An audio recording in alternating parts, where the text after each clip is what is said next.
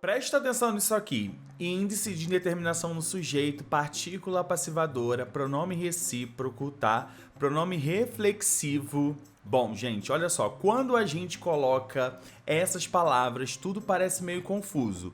Mas hoje eu trago uma questão que vai te ajudar aí muito a diferenciar tudo isso que eu falei agora, tá? Então, bora lá pro quadro. Mais um vídeo aqui do canal, eu sou o Prof. Gui Furtado, muito obrigado pela sua companhia.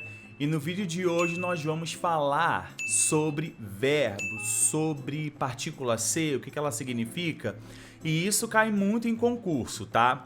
A base de tudo ali é você entender, ó, índice de indeterminação de sujeito, tá?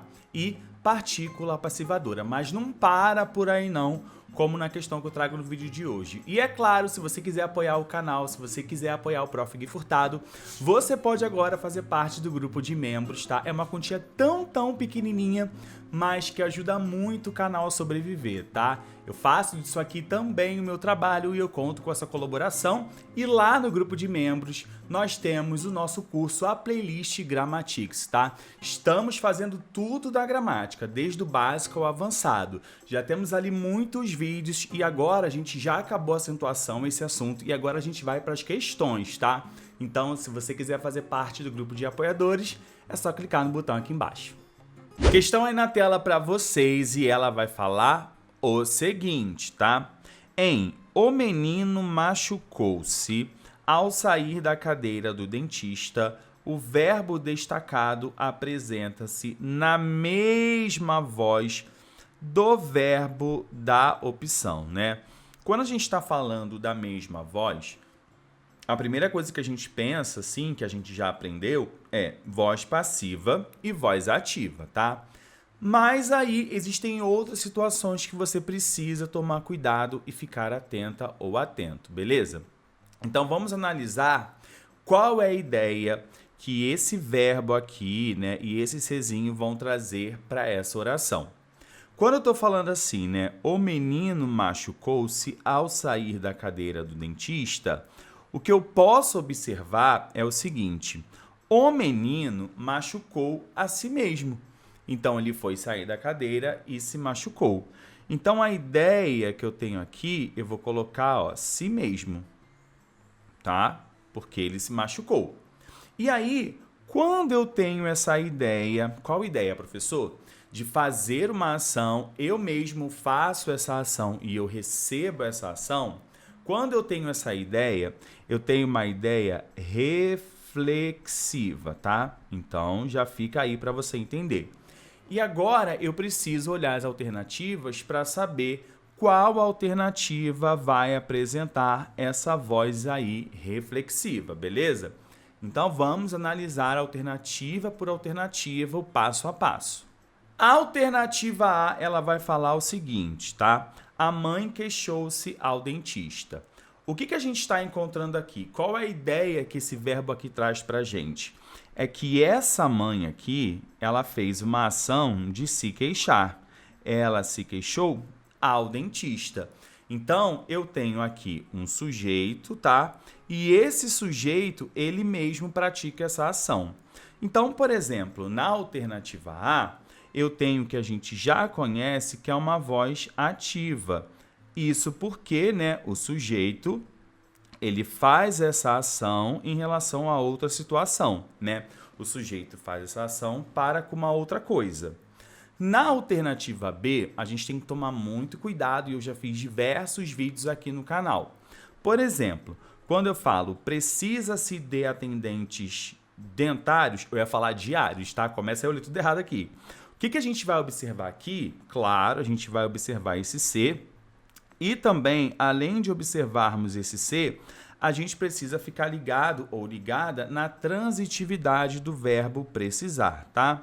Quando a gente usa o verbo precisar, quem precisa, precisa de alguma coisa. Ou seja, o verbo precisar, vou colocar aqui do lado, ele é um verbo transitivo indireto, porque ele pede um complemento com preposição.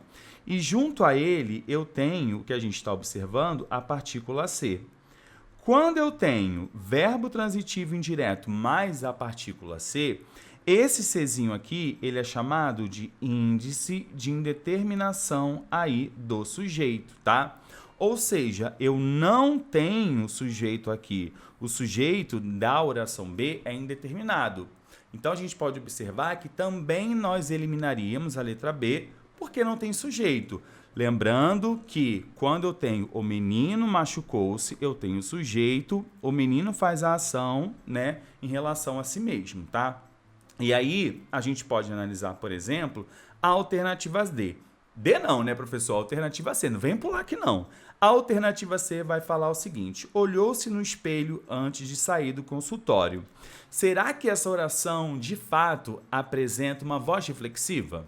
Aproveita e se inscreva no canal e apoie todo e qualquer professor que produza conteúdos na internet para vocês, tá? Muito obrigado a cada pessoa que comenta, que compartilha, que manda mensagem lá no Instagram também.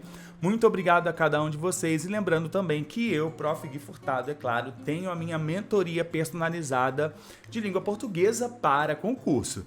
Vai fazer aquele concurso? Vai sim, né? Tá com muita dificuldade?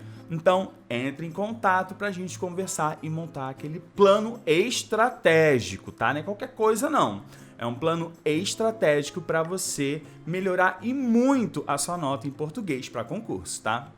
Quando eu tô na alternativa C, o que vai acontecer aqui é o seguinte: olhou-se no espelho antes de sair do consultório, tá? Olha que interessante, quando eu falo assim, olhou-se no espelho, eu tenho alguém que faz essa ação de olhar e automaticamente essa ação recai sobre a pessoa que olha, né? Então eu faço ação, recebo ação, talvez, mas fica até o final, tá? Talvez essa aqui, a letra C, seja a nossa opção, porque aqui tem uma voz reflexiva.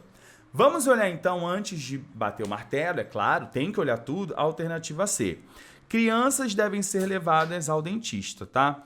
O que acontece aqui é o seguinte: eu tenho crianças devem ser levadas.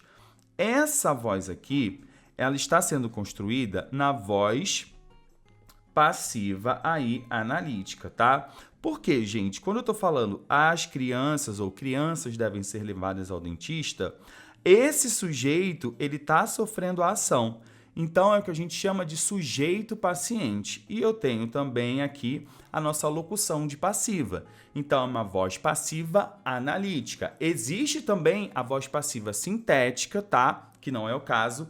A analítica é porque apresenta uma locução aqui de passiva. E aí também não marcaria essa. Eu vou olhar a alternativa E e ela vai falar o seguinte: os clientes cumprimentaram-se na antessala. Muito cuidado aqui, né? Porque a gente já falou aqui no início do vídeo sobre sobre a voz reflexiva. Ou não, né? Sobre a voz reflexiva. Agora, quando eu falo assim, né? Os clientes cumprimentaram-se na antessala. Na verdade, eu tenho aqui, ó, uma ação e eu recebo outra ação de outra pessoa, né? Ó, eu fiz, eu recebo ao mesmo tempo aquela ação, né? Então, o que a gente pode observar nesse caso da alternativa E é que é uma voz recíproca. Por quê? Porque eu faço aquela ação com uma outra pessoa, vamos olhar a ideia da alternativa E, e ao mesmo tempo eu recebo. Eu faço e eu recebo ao mesmo tempo. Então, é recíproco, tá? E aí, claro que vai ficar mais fácil, porque a gente vai marcar a alternativa C, vou colocar aqui para vocês, a alternativa C como sendo uma voz reflexiva, ou seja, eu mesmo faço a ação e eu mesmo recebo aquela ação. Muito cuidado você concurseira ou concurseiro do outro lado com as vozes reflexivas e recíprocas, tá? Qual a diferença entre elas? Presta atenção nessa ideia, presta muita atenção. Quando eu falo assim, machucou-se ao sair da cadeira, machucou-se aí, a ideia é, ele saiu e ele se machucou a si mesmo, tá? Então, é uma voz reflexiva. Eu faço ação e eu recebo aquela ação.